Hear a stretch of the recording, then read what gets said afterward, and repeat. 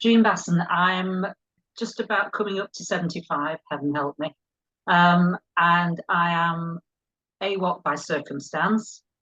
I'm probably a classic AWOC actually. I haven't got a partner, I haven't got any siblings, I haven't got any nieces or nephews or cousins or aunts, no siblings, nothing, nobody really at all. So I'm pretty well I've plenty of friends, but as we all know, they're the same age as me, and that's always an issue for later life, isn't it? But so I'm fairly classically AWOC, and I didn't realise that there were lots of people like me until I came across an article in The Guardian 10 years ago, written by Kirsty Woodard, who was then the founder of AWOC, and it suddenly came to me that there were people such as me in the world, and I wasn't the only one. I'm quite unusual in having absolutely nobody, but that's, there we are. And I wrote to her and said, it's really interesting, I'd be interested in meeting you. And she said she would come to Leeds. And that's where in 2015, I think it was, I met up with Kirsty, and I brought with me another colleague, Monica, and that's where we met Sue and Anne the first time in the Tile Cafe in Leeds.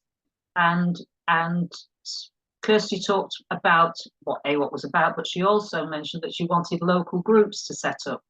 So as a result of that, Monica and I went away, and I presume Sue and Anne went away to think about how that was going to happen. We started at the time thinking, how would we do this? And I thought, well, we'll just start small. So I just invited people that I knew who were without children, and we all sat in my dining room at home, and there were about 16 or 17 people probably at the time. So there was obvious interest in what was going on, but it was just an informal meeting. But because there was interest in what was going on, Monica and I thought, well, we better actually do something about this and extend it a little bit. So Monica and I became a duo, steering group duo, and we decided we would have more meetings, but it was all very much word of mouth. People came for word of mouth, but we decided right from the start at that point that our main focus was going to be information sharing with people and networking with the organisations in Leeds who delivered services to older people. We didn't at that point have any concept of having a kind of social group. That's come along later, but there were two of us. We couldn't possibly get involved hands-on with people, so we decided that those two were our main focus: information sessions and delivering services to older people. But in the past few years, we've had social meetups, and those have been really good. I'm really glad we decided to do those. We meet fairly regularly, either in the Playhouse Cafe in the middle of Leeds, which is a great place to meet because it's near the bus station, it's near the train station, it's near John Lewis and all that kind of thing. And then we have another meeting in a local park cafe up in the north of Leeds. And that's proved really good because people come and it's informal, but you learn such a lot in those informal meetings. People exchanging ideas, thoughts, anxieties, concerns in a way that they wouldn't do in a formal meeting at all. And we get lots of suggestions of things that people would like to do in the future. And relationships get made and friendships get made in those groups. So I wish we'd done it years ago, but we didn't. The sort of information sessions we do are probably fairly similar to the ones that you do in York, I would imagine. I mean, I looked back to see what we'd done recently, and it was the usual stuff with power of attorney, advance directives, discharge from hospital, home to hospital concerns, housing options, making a will, staying healthy and staying independent, advanced planning. We often get, because we get people coming all the time, new people coming all the time, we're often asked to repeat things. I mean, we did one on advanced planning about a fortnight ago, and we were asked to do the housing one again. And we were also asked to do one on dementia. Now, I've never done one on dementia. I think you have in Europe, but I've never tackled that one, and I don't know, and I might have to have a chat with you, Sue, about this, who we would introduce to that, because it's a difficult one, really. To be AWOC and prospect of dementia if you're AWOC is a really scary prospect, isn't it? So we're going to have to handle that one carefully. We don't want to frighten people off. So those are the sort of sessions we have. network-wise, I know you do lots of networking, so across York with all sorts of agencies that you're involved in. We're lucky in Leeds. We've got what's called the Neighbourhood Network Scheme, and there are 34 of those. They were originally set up by the council, but I was looking back at what they said they did. There are 34. I mean, Leeds is a bit bigger than York in the sense I think we've got about 860,000 people across Leeds, and which is probably about twice or more in York. But so it's a big area to cover. But there are 34 neighbourhood networks, and they give information, advice. They do social meetups. They do Tai Chi classes. They do, drama classes. They take people out and so on. And it's basically commissioned by Leeds City Council to reduce social isolation for older people. That's the aim. And originally, the council paid for 2.5 staff to work on it, but of course that's all gone by the board, and all these neighbourhood networks have to earn their own money now by various fundraising initiatives. They get a little bit from the council, but not much. But it's a really good service that they provide in all the localities, and it's a great vehicle for us to go and meet with people. We've done talks to their staff, but we've done talks to people we've picked up along the road. We've talked to a group of people who go to the network. Then afterwards, somebody will creep up afterwards and say, "Oh, I'm AWOC. Can I come to your meetings?" And they do follow up. So the neighbourhood networks have been great, and we need to. I mean, we've probably only covered about 5 or 6 of them over the last few years. We ought to get around all 34, but easily said than done. There's a Leeds Older People's Forum, which is an overarching organisation for all the voluntary sectors, third sector people. We're a part of that. We're involved with Carers Leeds. We're part of the Age Friendly Network. We're part of Caring Together, the Age Well team. We went and talked to the Adult Social Care team. That was an interesting moment. They were commissioners for adult social care. And there were about 30 of them around a big oval table, and none of them. It never occurred to any of them that there might be people who were without family support. It just haven't ever dawned on them that they were working with people who haven't got family support. And yet, half a dozen of them said to us afterwards, "Oh, I'm AWOC." But there was nothing in their policy and practice that reflected the fact that there were certain people who didn't have family support. So that was an interesting moment. I have never involved, I'm sure Sue has, involved herself with our local MPs, but during the summer, I don't know if you saw an article that was written, I'll see if I can remember the title. It was in The Guardian, actually, and the title was "The Shrunken State Expects Families to Fill the Void in Social Health and Social Care. Woe betide those without children." And I thought, well, that's a useful one. And at the same time, I'd noticed that Age UK nominated certain MPs as age champions. And when I looked down the list, there were 3 Leeds MPs involved in that. So I wrote to them all, sent them a copy of the article, and waited to hear back. I'd sent it in August, so I knew they wouldn't be busy in August. One of them, Hilary Benn, wrote back and said, "Thanks." Richard Bergen's on the naughty step because he was one of the MPs that got suspended at the beginning of the year, so he didn't get that. And Fabian Hamilton's been an MP in Leeds for donkey's years, North East Leeds MP. And he finally got back to me and said, "Would you like to come and meet me?" And I thought, "Oh, yeah, I certainly would." So we pulled up to his place a couple of weeks back, and I was really interested to know what an Age UK champion did, and he said, "I don't know, I didn't know I was one." So that was interesting at the moment. And, oh, right. He said, "Oh, yeah, we sign up for all sorts of things. I didn't know I was an age champion." So, but he then proceeded to tell me something I thought was interesting, something I didn't know about. He's been running a campaign since 2016 on predatory marriage. That's not an area I know about. Predatory marriage of older people and the misuse of power of attorney LPAs. And basically what it was one of his constituents, her mother had been in what might be described as a forced marriage, Or she was on the onset of dementia, and some bloke 17 years junior got her to marry him. The family didn't even know, and then, you know, cleaned her out for all her bank accounts and had power of attorney and so on. And apparently that's not at all uncommon. But so I listened to his story, and halfway through I said, "So his daughter came and told you, did she?" "Yes," he said. "What would have happened?" I said, "if she hadn't had a daughter?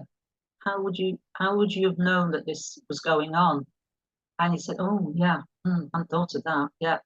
So he's promised me faithfully, like did that he's got a parliamentary question coming up, written parliamentary question coming up in this next term about this whole issue, and he's promised me faithfully he'll incorporate AWOC into that parliamentary question and keep me informed what the progress is. So that was useful. And his sidekick at the time was his comms person was in the meeting with me, and he's a new young councillor, looks about 12 actually, but he was in there, and he has arranged for me to meet 99 local councillors, in fact the whole of the Leeds City Council, in November to talk about AWOC. And I said, "Oh, that's great, I'm really pleased to do that." And I got the information, and I've got 5 minutes. So I have 5 minutes, Amber, to talk about what I want from it. This morning I've just sent you have to send a submission into them, and if they accept your submission, then you can go and do your 5 minutes. So it's being succinct is not one of my strengths, so I'm actually going to find that quite a challenge. But hopefully to be able to talk to 99, I don't know why 99, but 99 local councillors for Leeds will be useful. What we want them to do, you have to have a reason for going, obviously. And what we want them to do, because of their status, is to influence policy and practice wherever possible, and also to help us to collect data in Leeds. We do not have data in Leeds of how many people are AWOC at all, and it would be so useful. I don't know if you have the York figures, but we don't have a clear. And I'm not sure how we're going to get it, to be honest, but there may be some way of doing that. We can find out. So those are our kind of links, and you know, that's how we network. We have a Facebook page. I know that you don't do Facebook, Sue, so I'm not impressed by that. We have a Facebook page, but we do quite a lot of connections on our Facebook page, but we also keep a contact list as well. So everything that goes on the Facebook page is also sent out to everybody on our contact list, so that nobody misses out if they don't happen to do Facebook. We have no funding. We've never had any funding. We need to start thinking about it. I know I've been in touch with Sue recently about the whole business of getting a bank account and that sort of thing, but we've always managed to hire or to get rooms that cost nothing. We use John Lewis. John Lewis in Leeds has a room on the top floor that's a community hub that's free, and you can hire it for meetings or whatever, training sessions, the like. However, it technically only takes 15. Well, it's our last meeting, we had 25, so we were way outside probably outside their fire regs. And the other downside is it's a lovely room right next to the cafe, but it's got a PA system in it, and it advertises what's going on in John Lewis halfway through. So halfway through your stuff, you get a John Lewis advert going on. So we've used there, but we can't keep using there. We used to use the back room of the Victoria pub in the middle of Leeds, but they closed the Victoria pub during lockdown and they've never opened it up again. So we've no money for that. We need to find a way of raising money. We beg, borrow and steal. I have a friend who does all our flyers, an ex-marketing friend of mine. He does all the flyers. Emily, who's on our steering group, her true life business is IT, so she does the website. But we can't sustain this, it's just crazy. And so we are looking for ways of considering funding. So I'm hoping my 5 minutes with the 99 Leeds City councillors might work to advantage. I don't know, we'll see. Recruitment, we don't do formal recruitment. Obviously, like yourselves, whenever we go anywhere, we take flyers, we take information, we tell people about it. We tell people about it on a day-to-day basis, just informally, whenever we can. We're probably missing swathes of people across Leeds who are AWOC, I suspect. You know, with 800 odd thousand people, we're not going to be catching them all, are we? So we're probably missing a lot. Our meetings are mostly women, seems to me to turn. We did have a few men turned up from time to time. We even had a man on the steering group at one point, but he disappeared. And so it's mainly women, and the age group is, what would I say, 55 to 80, something like that, I would say mostly. But we don't do official recruiting, it's word of mouth. We did have a blast in that 2019 when the BBC took interest in us for once. They came and actually recorded a meeting that we had. And then they said that they wanted to interview somebody on their own, and everybody stood back. And so I ended up with a BBC cameraman and an interviewer in my house for a whole day, interviewing me, the BBC, asking me to do all sorts of ridiculous things. It was the middle of winter, and they said, could you just go outside and do some planting? Winter. No, could you just do that? And then could you go down to the local cafe and we'll film you down there? So we went to the local cafe, and the cameraman with a great big camera on his shoulder, and everybody in there's thinking I'm something out of Emmerdale. They actually filmed me in the cafe. They never used it. I mean, I was all day, and I think probably that resulted in 10 minutes footage, but it went out on Look North. No, not Look North. Yeah, Look North in the morning on the hour. And it finally went out on the national, it must have been very short of news that week, the national news at lunchtime. I ended up having to go to the BBC and talk to 8 local radio stations, one after the other. I can't say that any of it, there were absolutely no invitations from Hollywood for me after as a result of it. I was expecting lots of things. I got a lot of phone calls from friends all over the country who see me on the telly, but I don't know that it actually increased recruitment to Leeds AWOC at all. I'm not sure that it did, but it was interesting. So I'll be interested, Sue, in how you get on with your possible BBC coverage of in your area. That'd be interesting.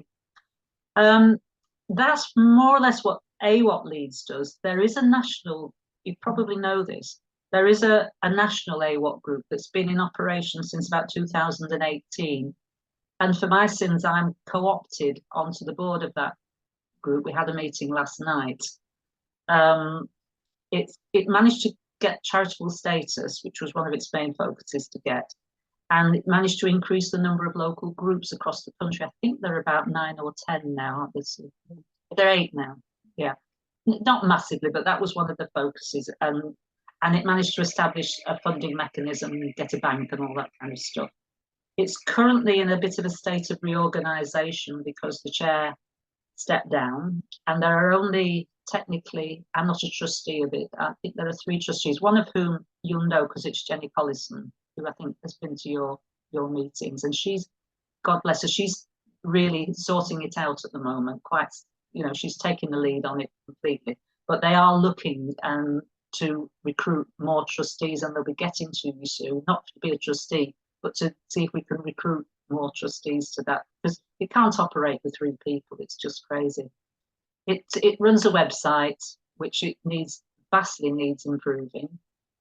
It has a national Facebook page, and its intention, I think, for the near future is just to get those running. It really should be a strategic group, campaigning group, a group that gets involved with a government level or with other national networks of people, but it's just not really got there at the moment. So Sue and I meet regularly, once a month, with the other local groups on Zoom, don't we?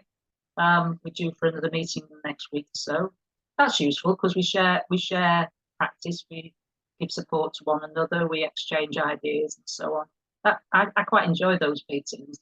I don't really enjoy the board meetings much, but I enjoy those meetings. So that's ever so briefly what I do. Do you want me to say any more about it, Sue, or is that enough? Sounds good, Jean. Just do a nice conclusion and then I'll stop the recording. that's really, I mean, that really is the conclusion, is that that's what AWOC Leeds is doing, and it will continue to do it as long as I can manage to keep going for another 10 years or more, hopefully. And it's really good to actually meet up with your people for the first time, because in all the 10 years we've done it, we haven't actually joined up to have a meeting together, and it's been smashing to be able to do that. And I would like to come and do it in person or with you in person at another time. So thank you very much.